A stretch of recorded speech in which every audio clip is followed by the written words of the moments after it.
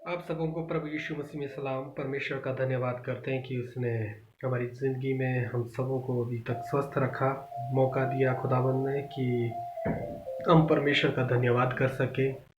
दुनिया में बहुत सारे ऐसे लोग आज भी दुखी और पीड़ा में और मुसीबत में है, परेशानी में है, जिनके बारे में जब हम सोचते हैं तो हमें बहुत ही दुख अपने दिलों में लगता है। और प्रशंसा इस चीज़ की होती है कि हमारा ज़िंदा खुदा अपने बच्चों की रक्षा और मदद करना जानता है, और उसी का नतीजा है कि आज हम परमेश्वर की महिमा और उसकी स्तुति अपने होठों से कर सकते हैं। आज हम जो है एक ऐसे विषय के ऊपर आपसे बातचीत करना चाहते हैं जिस विषय को जानना मेरे और आपके जीवन के लिए बहुत ही ज़रूरी है। हम सब जानते हैं कि हम इस बार सब स्कूल लेसन स्टडी जो है वो बाइबल के ऊपर आधारित कुछ वाक्यों के ऊपर जो है वो सीख रहे हैं कि हमें बाइबल का जो अनुवाद करना है वो क्यों ज़रूरी है। और हम सब जानते हैं कि बाइबल का अनुवाद किए बिना हम अपनी आत्मिक ज़िंदगी में आगे नहीं बढ़ सकते हैं। तो बहुत सारे ऐसे लेसन जो हैं वो हमने आज तक पढ़े हैं। आज एक ऐसे लेसन के ऊपर हम एक स्टडी करने जा रहे हैं जो मेरे और आपके जीवन के लिए बहुत ही ज़रूरी है। आप सब परमेश्वर का धन्यवाद करें, परमेश्वर की महिमा को पाएं इस वचन के द्वारा। हम देखते हैं आज का जो लेसन है, हमारा जो 7वां लेसन, वो उसका एक लेसन आज एक पार्ट जो है मैं आपको उसको समझाने या उसका अनुवाद करने का जो है वो अपने जीवन में उसे डालूँगा कि आप लोगों तक वो अनुवाद पहुंच सके कि खुदावंत जो है अपनी पवित्र शास्त्र के ज़रिए से हम लोगों से क्या बातचीत करना चाहता है। आज हम यहाँ पर देखेंगे, सीखेंगे आज का जो हमारा लेसन है इस सब स्कूल का जो 7वां लेसन है वो भाषा, पाठ और संदर्भ के बारे में है कि भाषा के बारे में जानना हमें बहुत ही अत्यधिक आवश्यक है, ज़रूरी है। और भाषा के बिना हम देखते हैं अगर व्यवस्था विवरण उसका 31 का 26 में खुदावंद ने इस तरह से मेरे और आपके लिए लिखा है, व्यवस्था की इस पुस्तक को लेकर अपने परमेश्वर यहोवा की वाचा के संदूक के पास रख दो कि यह वहाँ तुम पर साक्षी देती रहे। व्यवस्था विवरण उसका 31 का 26 जब हम यहाँ पर पढ़ते हैं तो परमेश्वर ने जो है मूसा को एक व्यवस्था दी, व्यवस्था की पुस्तक दी। 10 आज्ञाएं जो है वो संदूक के अंदर थी, लेकिन संदूक के बाहर एक पुस्तक जो है वो मूसा के द्वारा जो है वो ठहराई गई इजरायली लोगों के लिए कि परमेश्वर कहता है कि व्यवस्था की इस पुस्तक को लेकर अपने परमेश्वर यहोवा की वाचा के संदूक के पास रख दो कि यो वहाँ तुम पर साक्षी देती रहे, यानी कि मेरी गवाही देती रहे। और यहाँ पर हम देखते हैं परमेश्वर जो है जानता था पहले से कि मनुष्य पापी स्वभाव, पाप के स्वभाव में जो वो डूब चुका है और उसे व्यवस्था की ज़रूरत है, नियम और कानून की ज़रूरत है। इसीलिए उसने जो वो 10 आज्ञाएं तो दी, लेकिन उसके साथ कुछ ऐसी व्यवस्थाएं दी जिनका निपटारा जो है वो मूसा समय समय पर जो है वो साथ के साथ जो है वो करता था, व्यवस्था की उन बातों को लोगों को समझाता था। तो इसीलिए ये साक्षी कहते हैं कि एक गवाही उन लोगों के लिए ठहरी। तो ये खुदा का वचन था जो मूसा को कहा गया कि तू इन लोगों को जो है इस साक्षी को, इस गवाही को जो है वो दिया कर समय समय पर। हम जानते हैं कि दुनिया के अरबों लोगों में 6000 से अधिक भाषाएं बोली जाती हैं दुनिया में। नए नियम 2500 से अधिक अन्य भाषाओं में अनुवादित कुछ हिस्सों के साथ पूरी बाइबल का 600 से अधिक भाषाओं में अनुवाद किया गया है। यह सुनिश्चित करने के लिए बहुत सी भाषाएं हैं, लेकिन साथ ही यह अभी भी दुनिया की अज्ञात भाषाओं के आधे से भी कम है। और ये बड़े सोचने और विचारने वाली बात जो है मेरे और आपके लिए। अनुमानित कहता है कि 1.5 बिलियन लोगों के पास अपनी पहली भाषा में अनुवादित पूर्ण बाइबल नहीं है। 1.5 बिलियन लोग अभी भी ऐसे हैं जिनके पास उनकी भाषा में अनुवादित ट्रांसलेट की हुई बाइबल अभी तक नहीं है, जबकि अभी भी बहुत काम होना बाकी है। बाइबल सोसाइटी के प्रयासों ने सुनिश्चित किया है कि 6 बिलियन लोग पवित्र शास्त्र को पढ़ सकते हैं। और हम जानते हैं कि बाइबल सोसाइटी जो है इस समय बहुत ज़ोरों शोरों से जो वो काम कर रही है। अनुवाद, परमेश्वर के वचन का अनुवाद जो है वो उनकी भाषाओं में, उन लोगों की भाषाओं में कर कर लोगों तक पहुंचा रही है। और ये बहुत ज़रूरी है। बाइबल को जानना, उसकी बातों को समझना हर एक इंसान के लिए बहुत ज़रूरी है।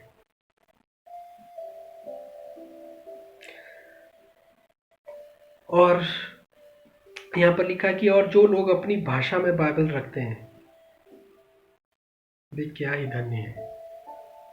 हम लोग धन्य हैं क्योंकि हमारे पास हमारी भाषा में जो है वो बाइबल हम तक पहुंची है, उसका अनुवाद हम तक पहुंचा है। और जब ये अनुवाद हम तक पहुंचा है तो हम लोगों को इस वचन को जो है वो पढ़ना ज़रूरी है।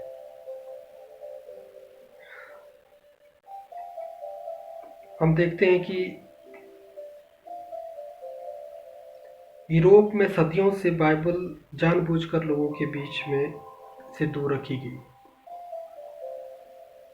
प्रिंटिंग प्रेस और सुधार की बदौलत अब ऐसा नहीं है। यूरोप जो देश है वहाँ पर बाइबल को जो है वो लोगों से दूर रखा गया, लेकिन प्रिंटिंग प्रेस ने इतना काम किया, इतनी बाइबलें छापी, इतना अनुवाद किया कि आज हर घर में जो है वो बाइबल है और लोगों को जो दिया जा रहा है। तो इसे पढ़ना, उसका ध्यान करना हम लोगों के लिए बहुत ज़रूरी है, क्योंकि हमारा सौभाग्य है कि परमेश्वर ने ये अनुवाद, खुदा का जो वचन है, इसको अनुवाद करके हम तक पहुँचाया है। बाइबल को समझना बहुत ज़रूरी है। दूसरा तीमुथियुस उसका 3 बाब 16 से 17 देखिए क्या कहता है। दूसरा तीमुथियुस उसका 3 बाब 16 से 17 यहाँ पर लिखा गया है कि हर एक पवित्र शास्त्र परमेश्वर की प्रेरणा से रचा गया है और उपदेश और समझाने और सुधारने और धर्म की शिक्षा के लिए लाभदायक है। कहते हैं कि ये जो खुदा का जो वचन है ये परमेश्वर की प्रेरणा से रचा गया है। ये किसी आम आदमी ने नहीं लिखा, ये किसी चलते फिरते व्यक्ति ने नहीं लिखा। परमेश्वर की पवित्र आत्मा की समर्थ लोगों के ऊपर आई, परमेश्वर का अनुग्रह उनके ऊपर हुआ और उन्होंने परमेश्वर की आत्मा में होकर इस वचन को लिखा। और देखिए इस वचन से हम लोगों को क्या शिक्षा मिलती है, हम क्या इससे सीखते हैं, क्या हम इससे जानते हैं। यहाँ पर जो है लिखा है कि ये जो अगर रचा गया है तो ये उपदेश और समझाने के लिए, उपदेश के लिए भी है और समझाने के लिए भी है और सुधारने और धर्म की शिक्षा के लिए सबसे लाभदायक परमेश्वर का वचन है। हम लोगों का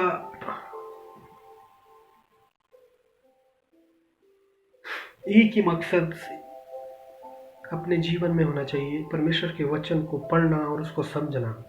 और जब तक हम उसको पढ़ेंगे नहीं हम समझ नहीं पाएंगे, और जब तक हम समझेंगे नहीं तब तक हम पवित्र आत्मा में आगे नहीं बढ़ पाएंगे। अगर पवित्र आत्मा में हमको आगे बढ़ना है, परमेश्वर से अगर हमको बातचीत करनी है, तो खुदा के वचन को, परमेश्वर के वचन को हमको पढ़ना पड़ेगा। बाइबल इतिहास में परमेश्वर के कार्य के साक्षी के रूप में मानवता की गिरती हुई जाति को छुड़ाने के लिए उसकी योजना और हमें धार्मिकता के सभी तरीकों से निर्देश देने के लिए लिखी गई थी। परमेश्वर ने मानव भाषा में ऐसा करने के लिए चुना जिससे उसके विचारों को मानवीय शब्दों के माध्यम से दिखाया जा सके।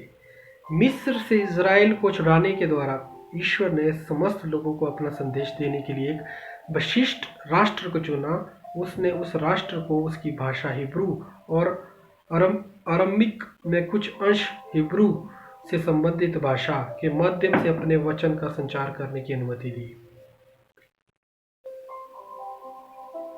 ग्रीक संस्कृति का उदय एक नया अवसर लेकर आया।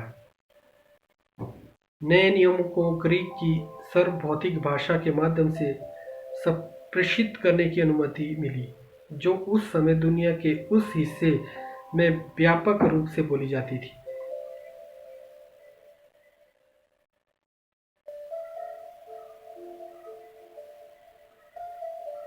प्रकाशित वाक्य उसका 1 का 2 अगर हम यहाँ पर पढ़ें तो यहाँ पर परमेश्वर का वचन हमें सिखाता है कि हमें परमेश्वर की आज्ञाओं को मानना है, परमेश्वर के पीछे चढ़ना है। व्यवस्था विवरण उसका 32 का अगर व्यवस्था विवरणों की किताब को हम पढ़ें, व्यवस्था विवरण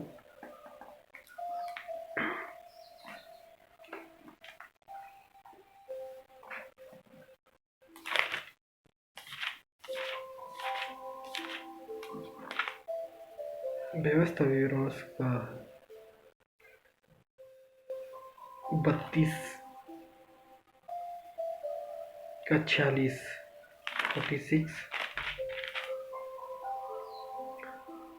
46 से यहाँ पर जो वो कहता है 46 से 47 यहाँ पर अगर तब देखेंगे, तब उसने उससे कहा कि जितनी बातें मैं आज तुमसे चिताकर कहता हूँ उन सब पर अपना मन लगाओ, और उसके अर्थ इस व्यवस्था की सारी बातों के मानने में चौकसी करने की आज्ञा अपने लड़के वालों को दे दो, क्योंकि यह तुम्हारे लिए व्यर्थ काम नहीं परंतु तुम्हारा जीवन ही है, और ऐसा करने से उस देश में तुम्हारी आयु के दिन बहुत होंगे जिसके अधिकारी होने को तुम यरदन पार जा रहे हो। परमेश्वर अपने लोगों के लिए देखिए कितनी अच्छी बात यहाँ पर कहता है। चित्त का मतलब होता है सोच, विचार, समझ, ध्यान लगाना। कहता है कि आज तुम से चिताकर कहता हूं उन सब पर अपना अपना मन लगाओ, और उसके अर्थात इस व्यवस्था की सारी बातों के मानने में चौकसी करने की आज्ञा अपने लड़के वालों को दो। परमेश्वर कहता है कि हम लोगों को, अपने परिवार को, अपने परिवार के सदस्य को, अपने लोगों को परमेश्वर की आज्ञा मानने का हमको जो है उनको शिक्षा देनी चाहिए, क्योंकि यह तुम्हारे लिए व्यर्थ काम नहीं है। ये व्यर्थ का काम नहीं है। कहते अगर हम किसी व्यक्ति को अगर परमेश्वर की व्यवस्था के ऊपर चलाने की कोशिश करें या उसको परमेश्वर के नज़दीकी में लाए तो ये व्यर्थ काम नहीं, परंतु तुम्हारा जीवन ही है, हम लोगों का जीवन ही है। कहते और ऐसा करने से उस देश में तुम्हारी आयु के दिन बहुत होंगे। परमेश्वर अगर हम ऐसा करेंगे, कहते कि परमेश्वर हमारी आयु को भी जो है वो ज़्यादा करेगा। जिसके अधिकारी होने को आयु के दिन होंगे, जिसके अधिकारी होने को तुम यरदन पार से लाए जा रहे हो। परमेश्वर अपने वचन में कहता है कि हम लोगों को जो है ये वचन इसलिए दिया है कि हम इसे पढ़ें, समझें और दूसरों तक इसको लेकर जाएं। वचन को समझना बहुत ज़रूरी है। जब तक हम समझेंगे नहीं, हम अपने जीवन में कभी कामयाब नहीं होंगे, हम जीवन में कभी आगे नहीं बढ़ सकते। आज का ये लेसन हमारे लिए बहुत ही ज़रूरी था सुनना और समझना। अगर हमने इस वचन के द्वारा आशीष पाई है तो हम सब आमीन कहें। और आने वाले दिन में मैं फिर से एक बार आपके साथ अगला लेसन जो है वो अगला पाठ लेकर आऊँगा। परमेश्वर आप सबको आशीष दे। आइए हम दुआ करेंगे। मेहरबान, सच्चे और जीवते परमेश्वर, हमारे उद्धारकर्ता खुदावंद, हम आपका धन्यवाद करते हैं आज के इस वचन के लिए जो आपने हमारे जीवन में दिया, कि हमें अपने जीवन में खुदावंद आपके उद्देश्य को आगे लेकर जाना है, आपके वचन को खुदावंद पढ़ना है, समझना है और ये जीवन देने के लिए है। खुदावंद मेरी प्रार्थना है जितने भी समय इस प्रार्थना को सुन रहे हैं और इस लेसन को सुन रहे हैं। खुदा हम सबको आशीष दे, हर एक को अच्छा मन बुद्धि ज्ञान दे, ताकि खुदाबंद हम अपने जीवन में उन्नति करें, आगे बढ़ें और आपके स्वर्ग राज्य के बारिश बनने के लिए तैयार हों। यीशु मसीह के नाम से मांगता हूँ, आमीन।